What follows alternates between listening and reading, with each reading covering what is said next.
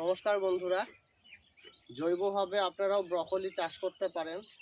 এই ব্রকলির পাতা খাওয়া যায়, ব্রকলির ডাঁটা দিয়ে মাছের ঝোল খাওয়া যায় এবং পাতা বাটা খাওয়া যায়, পাতা শাক হিসেবে খাওয়া যায়। এবং এই দেখুন কি সুন্দর ব্রকলি হচ্ছে। আপনারাও এভাবে জৈবভাবে খুব সুন্দর ব্রকলি চাষ করতে পারেন। ব্রকলির গাছ আমি হাট থেকে কিনে এনেছিলাম। আমাদের এখানে একটু দূরে গ্রামে হাট হয়, ডডিয়ার হাট, সেখান থেকে। এই যে দেখুন কি সুন্দর ব্রকলি হচ্ছে। এপাশেও ব্রকলির ফুল হচ্ছে।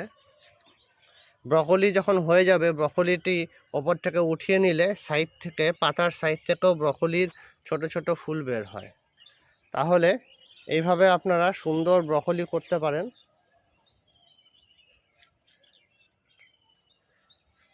নমস্কার।